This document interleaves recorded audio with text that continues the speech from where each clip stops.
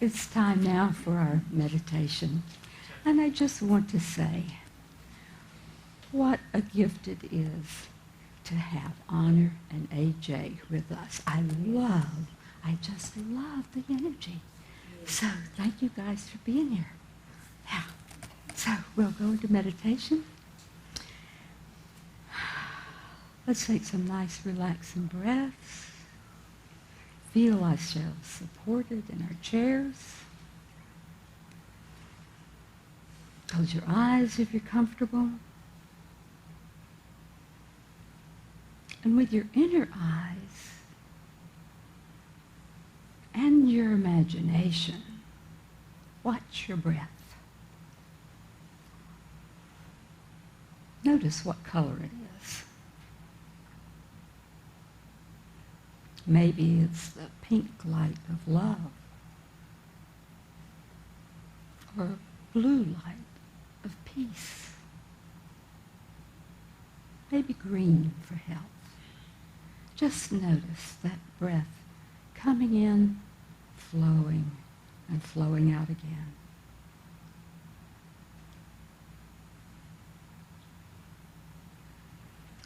On your next inhale, follow the light into your nostrils. Feel its life force energy flowing into your lungs and your heart and all parts of your body. This is God, global, omnipresent divinity, breathing you. Notice that. Take in the truth of it. God breathing you.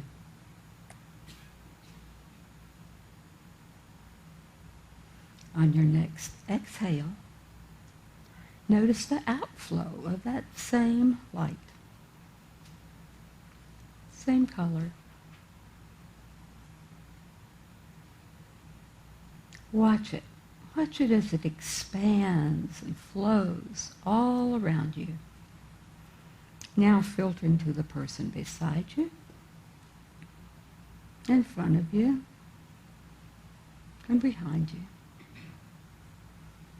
It is the same life force energy. You feel the love energy in the expansion of your heart. You are breathing God. Ponder this truth. Inhale, God breathes me. Exhale, I breathe God. One full breath cycle. No separation. One energy. One life in the silence.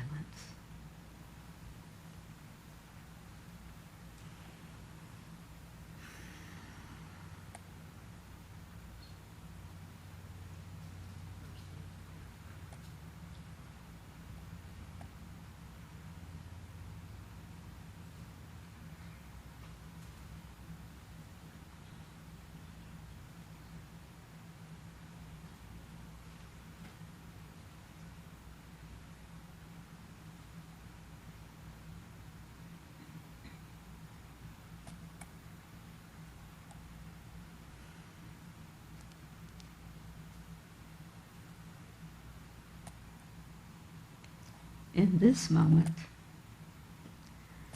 I understand there is a divine flow to my life.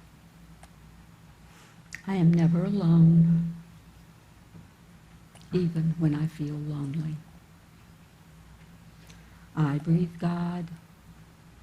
God breathes me.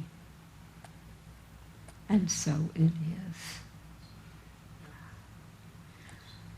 You can begin to move around, bring your attention back to this place and this time.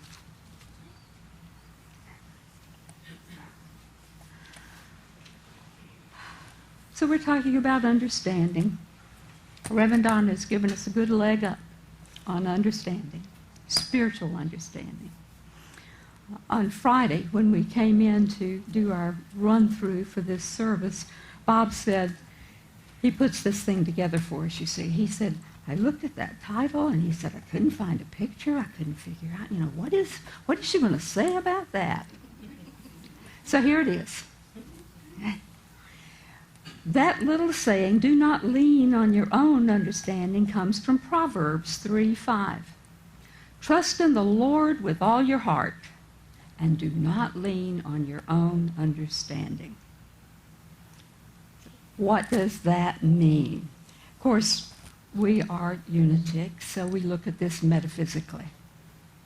From the revealing word, Lord is that activity of the spiritual I am as our ruling consciousness. It is the Christedness of us, and it is our divine consciousness, our creative power. So Lord, our creative power, divine consciousness. So I interpret this verse to mean, put your faith in higher consciousness, which is revealed in the feeling nature of the heart, and do not lean on your own only human, ego, intellectual understanding of the brain. To me, this is a description of my life's journey. It's a challenge, really, of learning to train my ego self, to align with that higher beingness, that higher divine consciousness that is the truth of me. On July 5th, this really came home to me in our Quest class. It was lesson 46. We're almost finished, by the way, so those who might be interested in starting Quest at the beginning, in 2 weeks we'll be starting at the beginning. But on this case, we're on lesson 46. And it was titled, Your Unique Way. It says, to really evolve as an individual, it will be necessary for you not to follow the crowd. Oh. Getting into step with God means marching to a different drummer. And the Bible verse for that lesson, here we go with metaphysics again, the Bible verse with that lesson was Luke 5:4. Put out into the deep and let down your nets for a catch. Well, this verse comes from a paragraph where Jesus is just drawing his disciples to himself. And he's on a shoreline teaching. The crowd is pressing him. So he sees there are 2 boats here. So he steps into one of the boats on the shore and uses this as his platform from which to speak. It happened to be Simon's boat. Now Jesus asked Simon to move the boat just a little way from the shore. Then he sat in the boat and he taught. When he finished, he told Simon to move the boat deeper into deeper water and drop his nets for a catch. Simon said, but Master, we already fished out there all night long and we didn't get zip. But if you say so, we'll do it. So imagine their surprise when dropping their nets into deeper water. They hauled in so many fish they thought they were going to sink the boat. So how does this story apply to understanding? First, the boat belongs to Simon. Metaphysically, Simon is hearing, obeying, understanding, which is substance in spirit. And Simon becomes the disciple that we know as Peter, who represents faith for us. So from the revealing word, again, the boat symbolizes a positive, sustaining state of consciousness that prevents one from sinking into a negative condition, water, and bears up the faculty of the mind. And fish, at first I thought, well, fish are just thoughts, these things are usually thoughts. fish takes on a different connotation for me as I read it metaphysically. It represents ideas. And somehow an idea seems like a deeper concept than just a thought running through my mind.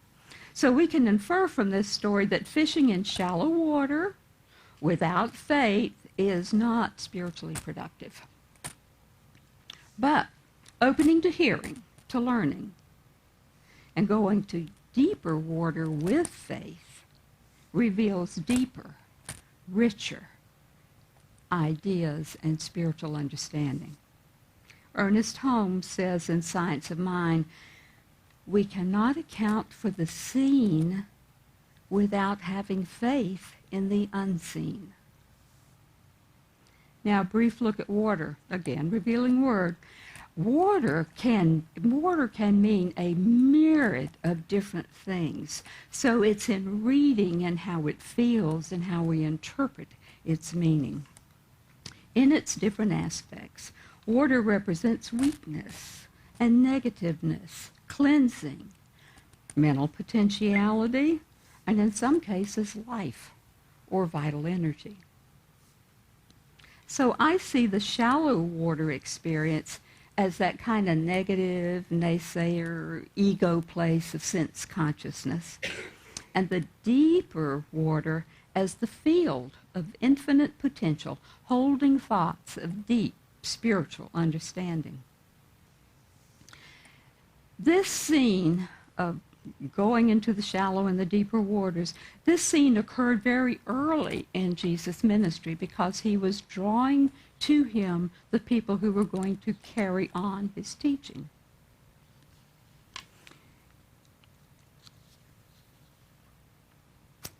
So we heard a little bit last week or a couple of weeks ago actually, from Reverend Donna about, remember doubting Thomas? Thomas is an interesting character. You're not going to pick up a whole lot about him in the canonical Bible. He's mentioned in lists of disciples in Matthew, Mark, and Luke, but the only dialogue occurs in John. And John, you may know, is our mystical gospel. And this dialogue occurs at the end of Jesus' life's ministry. So you may remember that Reverend Donna quoted this reference from John 20:24 through 29. Jesus is replying, this is the end of the ministry. Jesus has died and he is resurrected, and Thomas has come forward, and Thomas needs to see, feel, touch. He needs physical knowingness of those wounds. And so Jesus says to Thomas, have you believed because you've seen me? Blessed are those who have not seen and yet have believed. So from my research, according to the great and accurate resource of Wikipedia, this episode generated 2 late medieval legends about Thomas, because we always hear about doubting Thomas. He seems to have been one who showed up late to the party and needed tangible evidence of whatever was going on there. See, feel, and touch, physical. Well, that's one picture, but there is more. Thomas may have gotten a bad rep. Some of you may be aware of the Gospel of Thomas, which is not included in the canonical Bible. That is the official Bible of the Christian Church. Now, that probably was due in no part to oversight, no part to the people who put it together thought they had all the information. But the fact is, Thomas was off somewhere else in the world doing his teaching. So the powers that be only knew of the four disciples who founded churches. To their knowledge were Matthew, who ministered to the Jewish Christian church community. Mark founded a church in Egypt. John in Greece. And Peter we all know founded the church in Rome. Well, the guy who put this who really lobbied for the four Gospels was the Bishop of Lyon, and I always have trouble with his name, Irenaeus. Got it, Irenaeus. He argued the four Gospels to be included. So Thomas, most likely, was across the Mediterranean doing his preaching and teaching in Syria. So he founded a church in Syria. So those guys on the other side of the sea didn't know about it.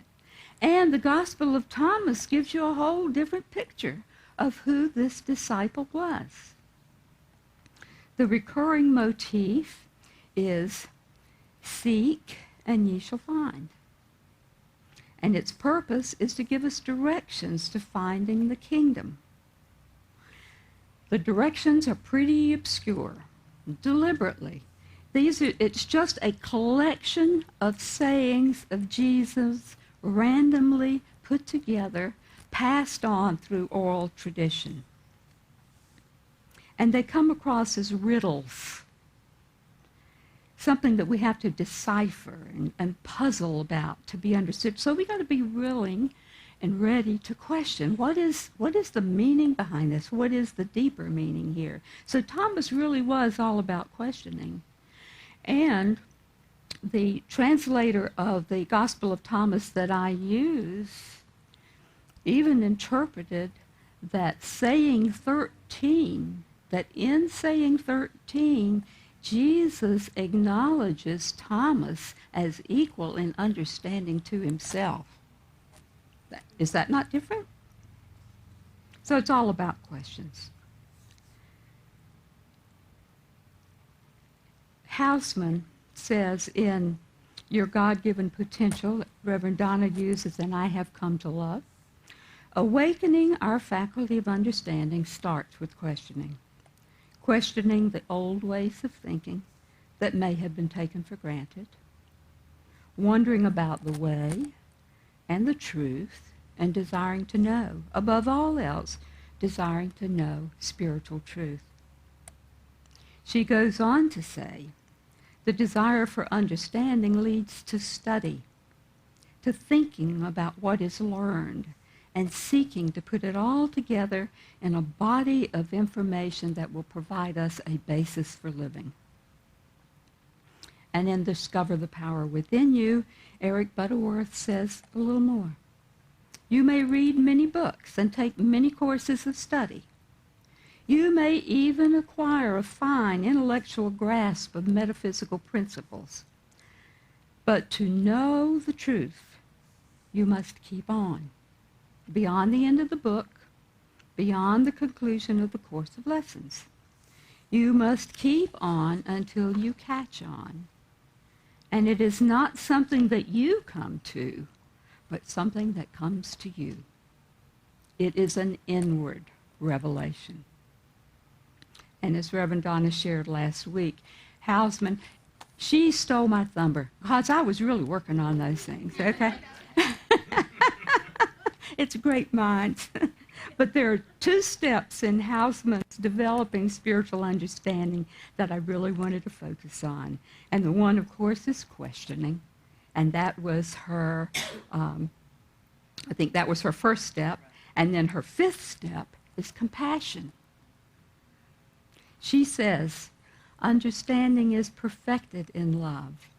And without love, it cannot be completely awakened in a spiritual way.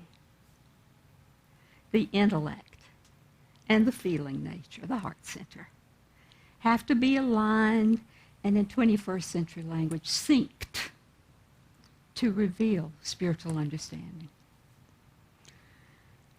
We've all heard this story, but Myrtle Fillmore is such a great example, our co-founder, of one who developed spiritual understanding. She grew up in a time and in a family who experienced a great deal of tuberculosis. That was the dis-ease, the fatal dis-ease of her age, of her growing up. So She grew up with an embedded belief that she had inherited this dis-ease and that she was going to die young. At age 41, she had been given 6 months of life expectancy when she heard this lecture by E.B. Weeks. It just shook her belief system. And you'll probably remember, I am a child of God, and therefore I do not inherit illness. So as Alicia and Linda Martella Whitsett say in their new book, This Life is Yours, Myrtle deliberately suspended her intellect in favor of a more mystical pathway. Myrtle had a breakthrough when she heard that lecture, a breakthrough that must have bent her head spinning with questions about her beliefs. She began to engage in healing practices like meditation, prayer, affirmation, and mental discipline. We can manage our thoughts. She grew in understanding and went on to live a healthy, full, vibrant life for another 45 or so years. And, I didn't put this here, and when Myrtle transitioned, she was still essentially healthy and just said, I'm needed on the other side. So isn't that what we're here for, to grow in understanding, to expand our consciousness? I think the themes of Thomas as seek and you shall find, the kingdom is right here within. My white stone for 2020 was seeker. You might have guessed that. As you already know, I listen to a number of podcasts that talk about spirituality, metaphysics, life and death, and after death, and consciousness, and science. And I cannot stop myself from buying or borrowing the next book that sparks my interest. I'm afraid it's an addiction for those on this seeking path. Now, I don't always get to them right away, and they don't all pan out for me, but I'm always looking for more understanding. So for the past week, some of you know that I have a grandson visiting with me. And we've had some wonderful, wonderful, deep conversations. We've been having conversations about consciousness. This young man has just finished his bachelor's degree and is looking toward his higher education, and he actually wants to study and research consciousness, but he's not spiritual or religious, okay? It's all science. Okay. So anyway, we've been having these conversations, and the things we're asking is, what do we think consciousness is? Where does it reside? Does it have an expiration date with the death of our bodies? Or does it go on?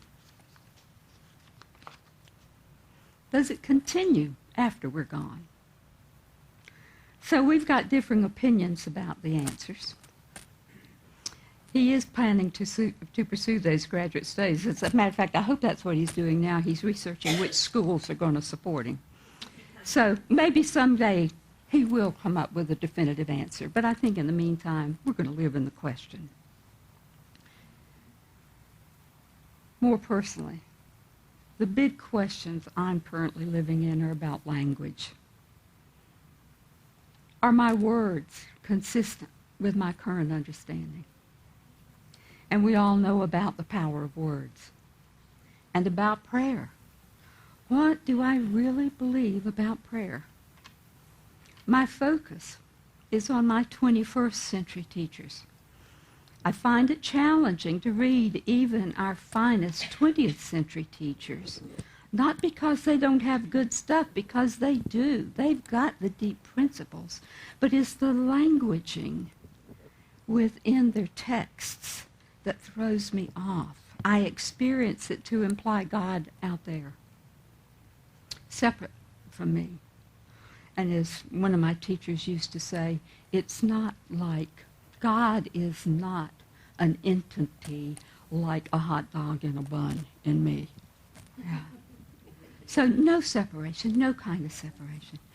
So, and my fellow Quest students can attest to my struggles in translating principles and ideas taught by the Jafolas into language that resonates with my current understanding, with the current teachings I'm learning about. You see, we are evolving. I'm evolving, and the unity movement is evolving. That was the very nature of Charles Fillmore. As he famously said, I reserve the right to change my mind. And if you follow his writings and lectures, he sometimes seems to contradict himself. He changed his mind. He evolved over time. And I think that he would be right here in the 21st century doing the same thing with his new language that I would understand better. So my understanding of God has changed from an anthropomorphic being, somebody who has skin like me out there, to pure beingness. God, for me, is formless energy, the field of infinite potentiality.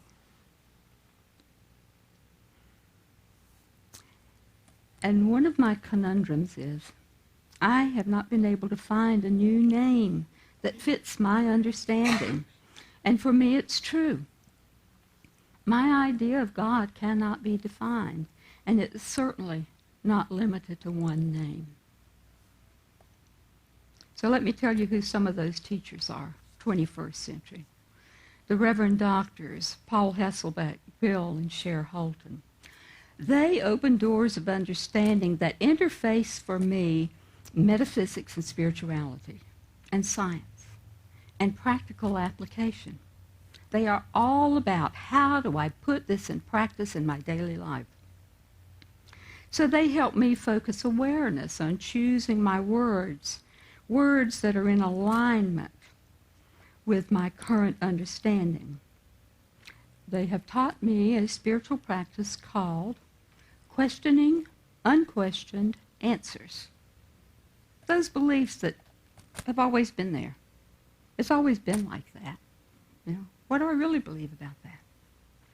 So I'm using this process to address my beliefs about prayer. What is prayer? Does it work? Can I really make a difference by praying? If I believe I can or I can't, why do I believe this? What are the implications of my belief and the ramifications? What am I afraid will happen if I don't believe prayer works? Oh man, my embedded stuff came in and God said, that is sacrilege. God will get you. Yeah? But then, no, that's not where I am in my understanding of what my God is. My God is benevolent. So, with that, the next question is, what new ideas are emerging about my belief?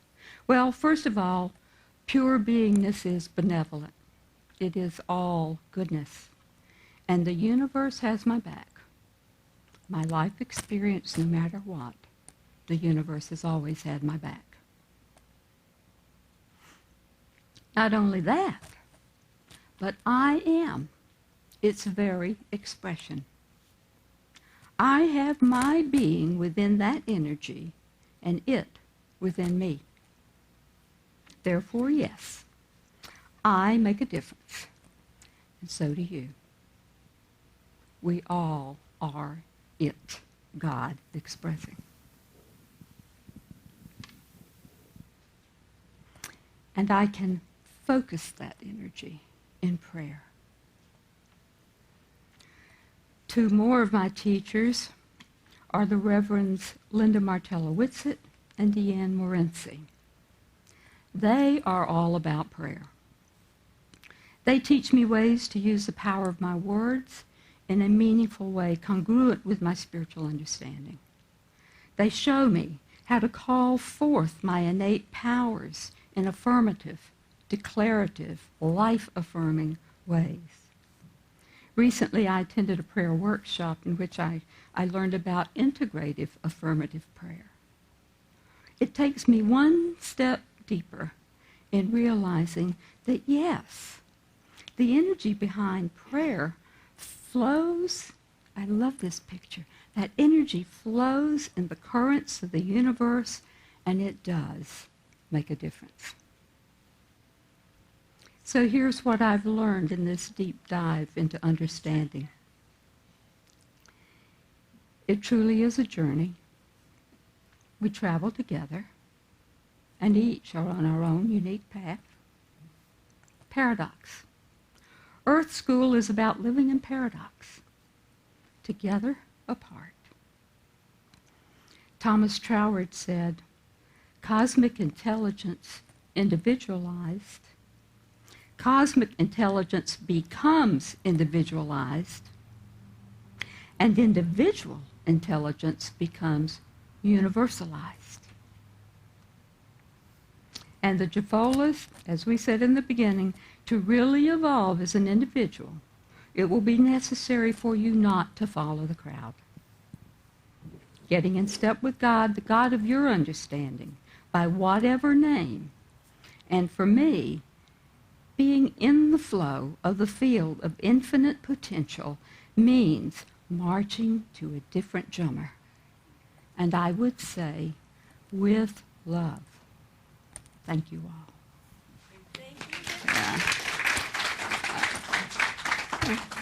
That was wonderful. Thank you so much. This is the time in our service when we get to have the opportunity to give back into our community from our own good. So I invite you to take your tithes and offerings in your hand, and we're going to bless them. And those of you that are home watching at a later time, we bless your PayPal or your Breeze link.